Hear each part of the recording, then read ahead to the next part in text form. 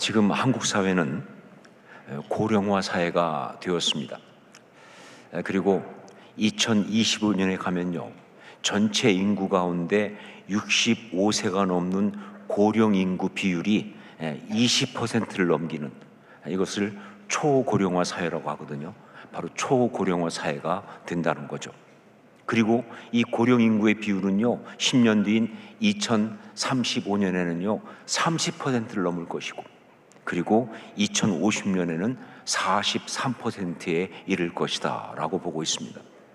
자, 그런데 이런 그 고령화의 문제가 사실은 교회에 훨씬 더 심각합니다. 사회보다 교회 안에가 이 고령화 문제가 훨씬 더 심각하다.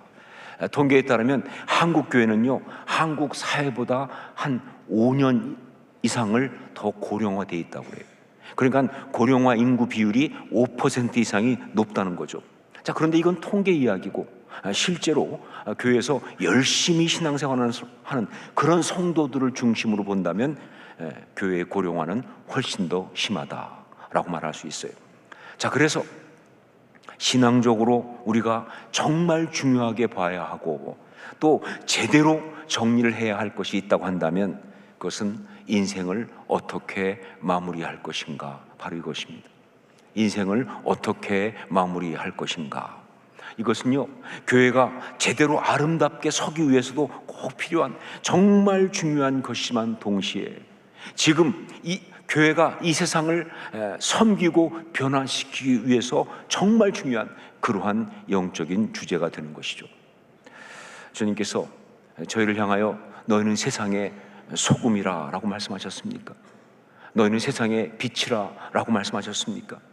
이것이 세상을 아름답게 바꾸는 선한 영향력을 끼치는 것이 바로 우리 그리스도인이다 라는 그런 말씀이라고 한다면, 지금 이 시대에 정말 우리에게 가장 중요한 우리의 소금과 빛의 역할이 있다고 한다면 그건 바로 어떻게 인생을 마무리할 것인가, 이걸 제대로 보여주는 것이다.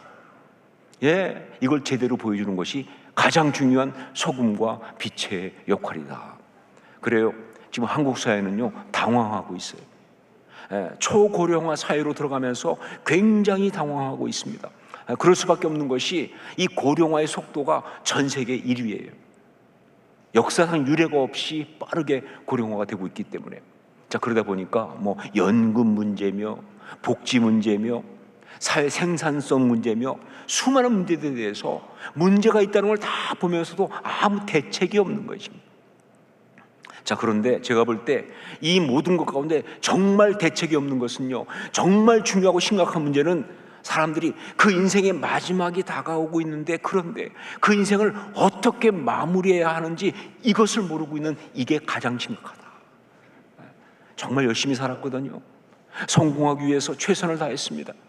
그 과정에서 수많은 상처를 주고받기도 하고 스스로 많은 것들을 포기하기도 하면서 정말 앞만 보고 열심히 달렸어요. 그런데 그 삶의 마지막 단계에 들어서면서 정작 이걸 어떻게 마무리해야 할지 이걸 모른다는 게 문제죠. 이 인생을 어떻게 마무리해야 되는지 이걸 전혀 제대로 모르고 있다는 게, 이게 문제예요. 시작은 했습니다. 열심히 달려왔는데, 그런데 시작한 그 일을 어떻게 마무리해야 되는지 여기에 대해서 아무런 대책이 없다는 거예요. 정말 많은 사람들이 인생에 대해서, 인생의 마무리에 대해서 아이디어가 없어요. 제가 보니까 기껏 해봤자 인생의 어떤 마무리, 여기 대해서 제가 들은 거는 뭐냐, 9988234 99세까지 팔팔하게 살다가 2, 3일 아프고 죽자, 뭐 그런 거라든가, 아니면 뭐 요즘 최근에 들은 건 절대로 요양병원에는 가지 않겠다, 뭐 이런 것들이에요. 근데 여러분, 이게 어떻게 인생에 대한 마무리가 됩니까? 아니, 이게 뭐 내가 하고 싶다고 할 수 있는 것도 아니고요. 혹은 그렇게 된다 할지라도요, 그게 어떻게 인생을 가치 있게 하고 의미 있게 하는 그 인생의 마무리가 되느냐, 그 말이에요. 인생을 어떻게 마무리할 것인가, 이것은요 지금 이 한국 사회의 가장 심각한 문제고요, 그리고 한국 교회 안에 있는 정말 중요한 신앙적 주제인 것입니다. 정말 중요한 신앙적 주제가 된다. 자, 그런데 여기서 우리가 먼저 알아야 될 것이 있습니다. 이것은요, 단지 한국 사회 가운데 있는 고령 인구, 즉 나이가 든 사람들에게만 해당하는 그런 주제가 아니라는 거예요. 혹시 이 가운데 계신 분 중에서 좀 젊으신 분들은 오늘 이 말씀 들으면서 생각하기를 저건 나하고 해당이 안 된다, 그러니까 오늘은 설교를 관전 모드로 가자, 뭐 이렇게 생각할 수 있는데 절대 그렇지 않아요. 여러분, 인생을 어떻게 마무리할 것인가, 이것은요, 인생을 시작하는 순간부터 모든 인생에게 주어진 정말 중요한 인생 주제거든요. 그러니까 인생을 어떻게 마무리할 것인가, 이건요, 좀 심하게 말하면요, 돌잔치 때부터 시작해야 되는 이야기예요. 아니, 더 심하게 말하면요, 산후조리원 필수 과목이야. 예, 인생을 시작했으면 마무리해야 될 거 아니에요. 지금 한국 사회가 이 문제 앞에 이렇게 당황하고 있는 것은요, 타이밍이 늦어서 그런 것이 아니고요, 예, 이 본질적인 것을 하지 않았기 때문에 당황하고 있는 거예요. 정말 중요한 건데 그동안 이걸 빠뜨리고 있다가 현실적으로 다가오기 시작하니까 그때 당황하기 시작하는 거예요. 이 중요한 것을 우리는 하지 않고 있었다. 네, 인생을 어떻게 마무리할 것인가. 다시 말하지만 이것은요, 모든 인생에게, 특별히 아름다운 삶을 살기 위한 신앙의 사람들에게는 정말 중요한 주제다, 그런 것이죠. 그런데 바로 이것에 대해서 오늘 말씀에서 야곱이 그 답을 주고 있습니다. 오늘 말씀에 야곱의 이야기가 그 답을 주고 있습니다. 여러분, 야곱은 성경에 나오는 그런 그 신앙의 사람 가운데 우리와 실존적으로 가장 가까운 그런 사람입니다. 예, 야곱, 우리와 실존적으로 가장 가까운 사람이에요. 믿음의 조상이고 훌륭한 신앙의 사람이지만, 그러나 우리와 너무 비슷한 그런 연약한 모습과, 그리고 삶의 실패와 고난을 많이 겪었으니까 굉장히 우리하고 비슷해요. 그래서 오죽하면 이사야서에 이런 표현이 나옵니다. 버러지 같은 너 야곱아, 이런 표현이 나올 정도로 그게 바로 야곱이에요. 자, 그런데 바로 그래서 이 야곱의 이야기는요, 우리에게 굉장히 실제적인 메시지가 되는 거예요. 특히 욕심도 많고 상처도 많고 삶의 여정도 말 그대로 험악했던 그런 사람이, 그러나 신앙으로 그 모든 것 가운데 정말 아름답게 승리하고 그 아름다운 삶을 이뤄낸 그 이야기는요, 정말 우리의 피부에 와닿는 너무나 귀한 그런 메시지가 되는 것이다 하는 거죠. 그 가운데 가장 중요한 것이 바로 야곱이 그 인생을 마무리하면서 보여준 그 신앙의 이야기입니다. 그 인생을 마무리하면서 보여준 신앙의 이야기. All's well that end well 이라고 하는 말이 있어요. All's well that end well. 끝이 좋으면 다 좋은 것이다. 셰익스피어의 희곡 제목입니다. 그것처럼 말이죠, 어쩌면 야곱은 그 삶의 마무리를 정말 잘했기 때문에 수많은 문제와 어려움과 아쉬움, 안타까움이 있는 인생이었지만, 그러나 그 인생이 궁극적으로 아름다운 인생이 됐잖아요. 아름다운 신앙의 사람이 된 거 아닙니까? 바로 그 야곱의 인생 이야기의 마무리가, 그 마무리 이야기가 오늘 말씀에 나오고 있는 것이죠.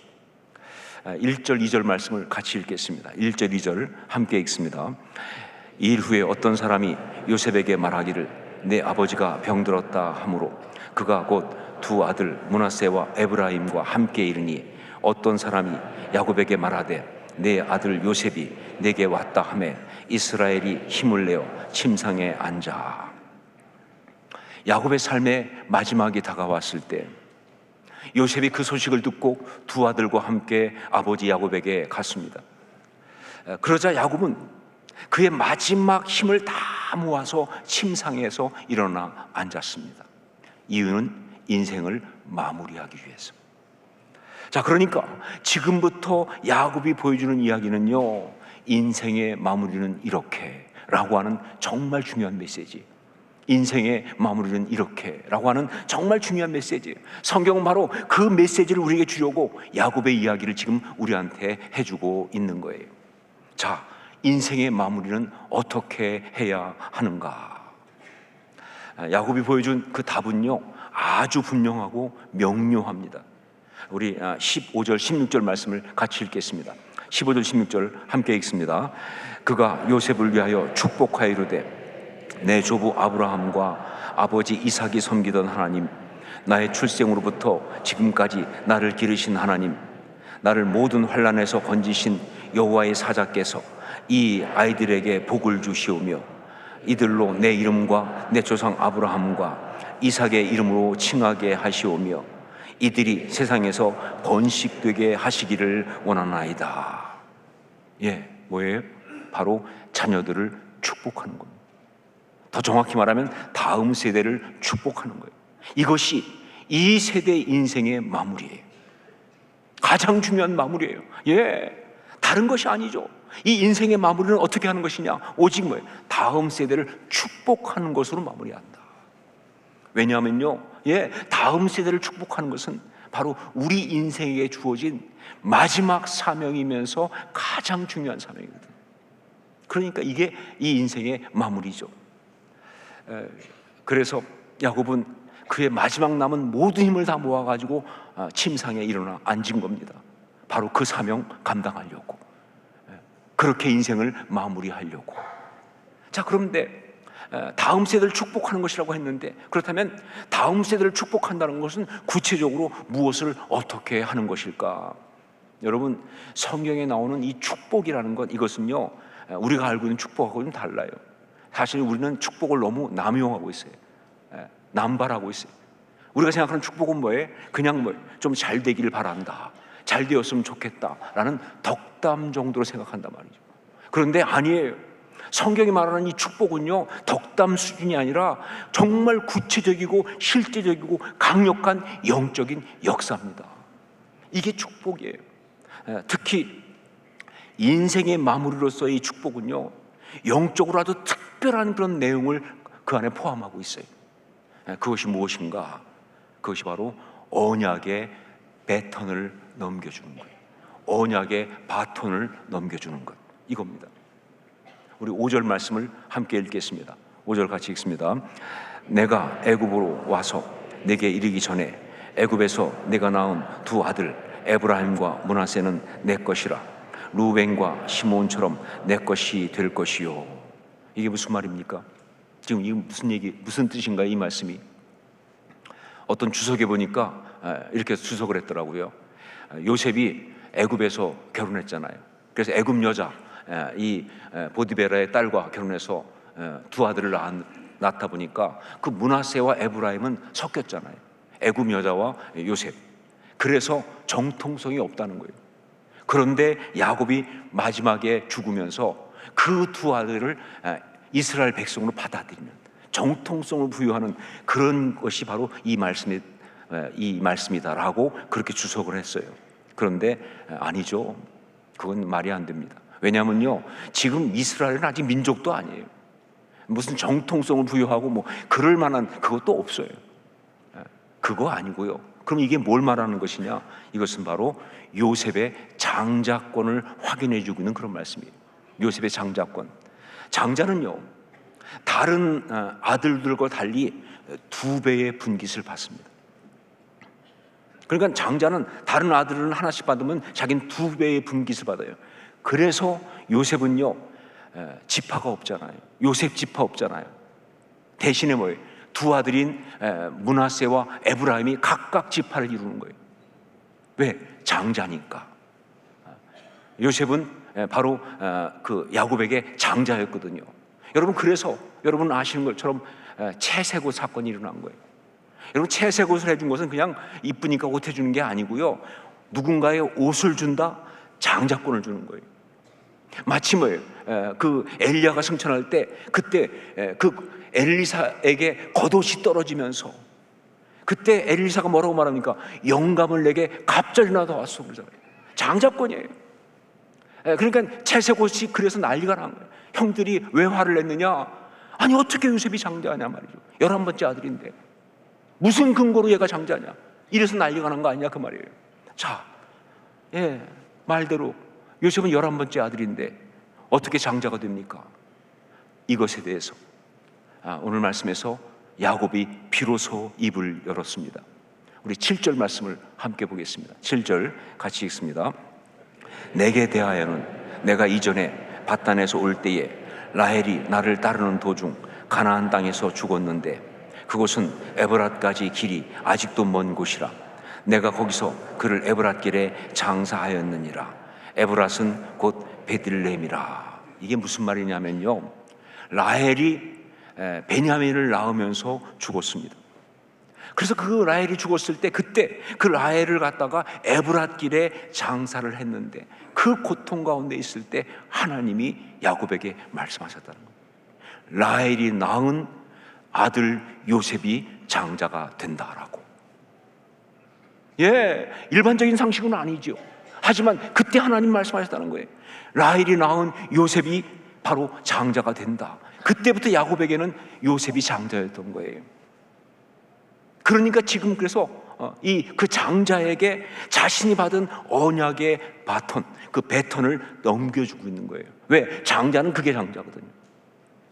언약의 바톤을 이어받아가는 게 장자니까. 그래서 그 언약의 바톤을 지금 넘겨주고 있는 것이다. 이게 확실한 것은요, 그 뒤에 나오는 이야기를 봐도 알 수가 있습니다. 요셉이 므낫세와 에브라임을 야곱에게 기도받게 하려고, 왜냐면 이제 그 기도가 중요하니까. 그래서 데리고 나가면서 어떻게 했냐, 자기 왼손에 므낫세, 자기 오른손에 에브라임을 세웁니다. 그리고 나가는 거예요. 왜냐면요, 이렇게 되면 맞은편 쪽에서 야곱이 손을 딱 펴면 뭐예요? 야곱의 오른손이 므낫세 위에, 그리고 왼손이 에브라임에 가니까 이 장자의 어떤 그런 것을 지키려고 그렇게 간 거예요. 여러분, 여기서 우리가 뭘 할 수 있어요? 그렇죠, 요셉이 신경 많이 썼다, 이거 할 수 있잖아요. 그렇죠? 왜 이렇게 신경을 썼어요? 아픔이거든, 자기한테. 형제들 사이에 그 질서가 깨지면서 너무 많은 고통을 겪었으니까. 그러니까 요셉이 정말 신경 쓴 거예요. 이건 예민한 문제예요, 이 집안에서. 그래서 이렇게 탁 데리고 나갔는데, 그런데 이 말썽꾸러기 야곱이 그날따라 손을 어긋나게 얹은 거예요. 그 바람에 어떻게 됐느냐, 이 오른손이 에브라임 위에, 그리고 왼손이 므낫세 위에 가니까 요셉이 당황했어요. 그 순간 이거 어떻게 된 거지? 그래가지고 그래서 아버지가 참 눈이 어둡고 잘 몰라서 그런 줄 알고 아니라고, 이쪽이 장자라고 하면서 그 손을 갖다가 므낫세 쪽으로 옮기려고, 오른손을 옮기려고 하니까 야곱이 나도 안다 그러면서 허락하지 않고, 그리고 그냥 축복을 해버린 겁니다. 자, 이게 무슨 해프닝이냐? 성경이 이 해프닝을 소개하는 이유가 뭐냐? 지금 야곱은요, 사람의 생각이 아니라 하나님께 받은 그러한 계시에 따라서 장자에게 그 언약의 바톤을 넘겨주고 있는 거예요. 지금 이 상황은요, 장자에게 언약의 바톤을 정확하게 넘겨주고 있는 바로 그런 이야기라는 것이죠. 여러분, 그렇습니다. 인생을 마무리하는 축복은 다른 어떤 것보다 자신이 받은 언약의 배턴을 다음 세대에게 넘겨주는 것, 이것이 바로 인생을 마무리하는 축복이에요. 자, 그런데 이것을 위해서 우리가 반드시 알아야 될 것이 두 가지가 있습니다. 첫째는 뭐냐? 그렇게 언약의 배턴을 다음 주자, 즉 다음 세대에게 넘겨주려면요, 무엇보다 먼저 자신이 받은 언약, 이걸 잊지 않고 잃어버리지 않고 생생하게 확실하게 가지고 있어야 합니다. 넘겨주려면 있어야 넘겨줄 거 아니에요. 그러니까 이걸 정말 다음 세대에게 이 언약의 배턴을 넘겨주려면요, 자신이 받은 언약, 그것을 잊지 않고 잃어버리지 않고 정말 생생하게 확실하게 가지고 있어야 한다는 것이죠. 우리 3절 4절 말씀을 함께 읽겠습니다. 3절 4절 같이 읽습니다. 요셉에게 이르되 이전에 가나안 땅 루스에서 전능하신 하나님이 내게 나타나사 복을 주시며 내게 이르시되 내가 너로 생육하고 번성하게 하여 내게서 많은 백성이 나게 하고 내가 이 땅을 내 후손에게 주어 영원한 소유가 되게 하리라 하셨느니라. 여러분, 이게 무슨 얘기입니까? 뭘 말하고 있습니까? 야곱이 받은 언약의 말씀이죠. 야곱은요, 아버지와 형을 속이면서까지 아버지의 그 축복, 그 장자에게만 가는 그 축복을 갖다가 가로챘습니다. 그야말로 그 기도를 속여서 받은 것 때문에 문제가 생겨가지고 결국 집에서 떠나서 이제 하란으로 도망가는 가운데 빈들에 있을 때, 그때 그 가장 아팠던 자리에서 하나님을 만나면서 하나님으로부터 그 아버지의 기도 속에 담겨있는 그 언약을 자신의 것으로 확실하게 다시 받는 그런 베델의 체험을 합니다. 바로 그 얘기죠. 자기 자신을, 자기의 삶을 향해서 하나님이 주셨던 그 언약을 바로 그 자리에서 받은 거예요. 자, 그런데 놀라운 건 뭐냐? 그때 받은 그 언약의 말씀을 야곱은요, 삶의 마지막 순간까지 그대로 붙들고 있다는 거예요. 잊어버리지 않고, 잃어버리지 않고, 그걸 그대로 지금 붙들고 생생하게 붙들고 있는 거예요. 이게 중요합니다. 여러분, 인생을 아름답게 마무리하는 것은요, 다음 세대를 축복하는 것이고, 그것이 다른 어떤 것보다 언약의 배턴을 넘겨주는 것이라고 한다면, 이것을 위해서 가장 중요한 게 뭐냐? 내가 그 언약을 마지막 순간까지 제대로 움켜쥐고 있어야 되는 거예요. 이게 중요하다. 삶을 살아가면서 다음 세대에게 넘겨줄 그 말씀, 그 언약, 그 믿음의 아름다운 가치를 내가 생생히 가지고 있어야 그 인생은, 그 삶을 아름답게 마무리할 수가 있는 겁니다. 뭘 넘겨줄지 그게 나한테 지금 늘 있어야 되는 거예요. 내 삶의 그 생생한 가치, 그 어떤 언약, 그 말씀, 이게 있어야 그 삶을 마무리할 수가 있다. 자, 그리고 두 번째, 또 하나, 이렇게 언약의 배턴을 넘겨주려면요, 다음 주자, 즉 다음 세대와의 관계가 아름답게 되어 있어야 하는 거예요. 다음 세대와의 관계가 아름답게 되어 있어야 한다. 많은 경우 언약의 배턴을 넘겨주겠다고 하는데, 그런데 그게 안 넘겨주지 못하는 이유가 보니까 주는 사람이 안 줘서가 아니에요. 받는 세대가 안 받아서 그래요. 받는 세대가 받지 못하거나 혹은 받기를 거부하기 때문에. 자, 그런데 그 다음 세대가 받기를 거부하는, 받지 못하는 그 이유가 뭐냐 보면 거의 대부분 뭐예요? 관계에 문제가 있어 그래요. 관계에 문제가 있어서, 관계가 단절되어 있거나 혹은 관계가 꼬여 있는 경우입니다. 그러니까 그 좋은 것을 주고 싶어도 안 받는 거예요. 못 받는 거예요. 받기를 거부하는 거예요. 그러니까 언약의 이 바톤, 언약의 배턴을 넘겨주기 위해서 정말 중요한 것은요, 다음 세대와의 관계를 아름답게 세우는 게, 이게 정말 중요하다. 우리 19절 말씀을 함께 읽겠습니다. 19절 같이 읽습니다. 그의 아버지가 허락하지 아니하며 이르되 나도 안다, 내 아들아 나도 안다. 그도 한 족속이 되며 그도 크게 되려니와 그의 아우가 그보다 큰 자가 되고 그의 자손이 여러 민족을 이루리라 하고. 자, 여기 보십시오. 야곱이 그 아들 요셉에 대해서 어떻게 행동하고 있는지. 아버지 야곱이 손을 갖다가 이렇게 어긋나게 얹는 순간 요셉이 그 마음속에 있는 상처가 폭발을 했지 않습니까? 자기가 형들 때문에 그 어떤 그 형들과의 관계 속에서 갈등하면서 받았던 이 상처가 폭발하니까, 그래가지고 말이죠, 성경에 정확히 나와요. 기뻐하지 아니했다, 이런 표현이 나와요. 근데 이 기뻐하지 아니했다는 이 표현 자체는요, 이 야라라고 하는 히브리어는 상처가 막 돋은 거예요. 너무 화가 난 거예요. 그래서 아버지를 비난합니다. 아니라고, 그거 아니라고. 아버지 잘못됐습니다.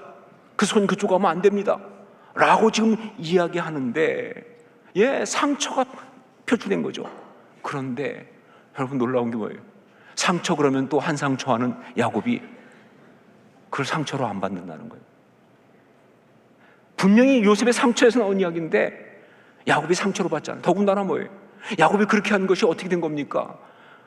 하나님이 자기한테 준 그 감동 때문에 그렇게 한 거잖아요. 실수한 거 아니잖아요. 그런데 마치 뭘 잘못한 것처럼 얘기할 때 사실 억울하기도 하고 분하기도 하고, 그래서 화가 나기도 하고, 이게 좀 컸다고 나를 이렇게 무시해 나올 수 있는 거 아니에요? 그런데 야곱은 그렇게 하지 않습니다. 대신 어떻게 해요? 나도 안다, 내 아들아 나도 안다, 이렇게 말하잖아요. 나도 안다, 내 아들아, 나도 안다. 얼마나 스윗합니까? 정말 스윗하잖아요. 예. 저는 야곱의 입에서 이 말이 나왔다는 것은요, 예, 십자가의 역사가 그 순간 야곱에게 있었다고 생각해요. 다 자기 성질 다 나오는데 그걸 십자가에 못 박았으니까 이게 나오는 거예요. 나도 안다. 내 아들아, 나도 안다. 예, 정말 관계를 아름답게 하려고 배려하고 조심하고 최선을 다하고 있는 거예요. 그런 모습 아니냐 그 말이죠. 저에게 나이가 들면서 사역적으로 가장 어렵고 무서운 사람이 있다고 한다면 바로 제 아들입니다. 뭐 정말 제 아들은 저한테 중요한 존재고, 저는 정말 그래서 아들을 사랑하고 좋아하지만, 그래서 더 아들이 너무 어렵고 심지어 무섭습니다. 자, 그런데 어느 날 아들보다 더 어렵고 무서운 사람이 나타났습니다. 며느리입니다. 너무나 귀하고 복된 그런 존재이지만, 그래서 정말 어렵고 말 하나 행동 하나가 조심스러워요. 예, 뭐 저는 며느리 보러 갈 때 되면, 혹은 말을 할 때 되면요, 미리 마음속으로 예행 연습을 해요. 혹시라도 잘못될까 봐. 왜냐하면 너무 중요한 관계니까. 그런데 얼마 전에 더 무서운 존재가 나타났습니다. 손자가 태어난 거예요. 손녀가 태어난 겁니다. 예, 너무 이쁘죠. 너무 귀엽죠. 정말 그들의 그 맑은 눈망울을 보면요, 너무 행복한데 난 그게 무서워요. 거기에 비춰질 내 모습이 어때야 되는가 이 생각하면요, 정신 번쩍 나요. 정말 너무 귀해서, 너무 귀해서 심지어 무섭기까지 하요. 예. 아마 야곱도 그러지 않았을까. 왜 야곱이 그 요셉 앞에서 이렇게 저자세인가? 예, 귀하니까. 이 관계가 귀하니까. 이 관계를 아름답게 지켜야 하니까. 그래서 그런 것이다. 여러분, 관계가 아름다워야 언약의 바톤을 넘겨줄 수 있어요. 그러니까 인생의 마무리를 아름답게 하려면요, 무엇보다, 다른 어떤 것보다 다음 세대와의 관계에 신경을 써야 합니다. 정말 그 가지고 있는 모든 힘을 다 모아서, 모든 영성을 다 모아서 정말 생명 걸고 관계를 아름답게 지켜내야 되는 거예요. 예, 십자가 신앙으로 그 관계를 지켜내야 하는 거예요. 이게 중요한 거예요. 자, 그런데 안타깝게도 제가 이렇게 나이를 먹어보니까 그 삶의 마지막에 그 관계를 아름답게 지켜야 하는 것이 가장 중요한데, 반대로 나이 먹을수록 섭섭한 게 많아. 예, 옛날에는 다 넘어갔던 말도 다 걸려요. 요새 여성 호르몬이 많아서 그런지, 예, 막 나를 무시하는 것 같고 막 섭섭한 느낌 들고, 그게 문제예요. 여러분, 이거 영적 전쟁이에요. 사실은 영적 전쟁입니다. 그냥 뭐 화난다고, 아니요, 그 관계 망가뜨리면요, 그 인생 같이 날아가는 거예요. 아니, 내 언약의 바톤을 못 넘겨주면 그 삶을 어떻게 마무리하시겠어요?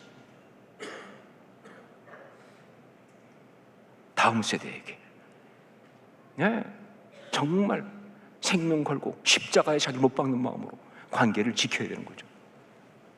야곱처럼. 오늘 야곱의 이야기를 통해서 성령께서는 우리 모두에게 정말 중요한 메시지를 주셨습니다. 나의 고아를 막론하고 우리 모두에게 정말 중요한 메시지를 주셨습니다. 인생의 마무리를 이렇게 아름답게 하라라는 것이죠. 인생의 마무리를 이렇게 아름답게 하라. 늘 그 마무리하는 마음으로 살아가야 되는 거예요. 이게 십자가 신앙이에요. 그리고 이것이 우리 모두에게 주신 소명인 줄로 믿습니다. 기도하겠습니다.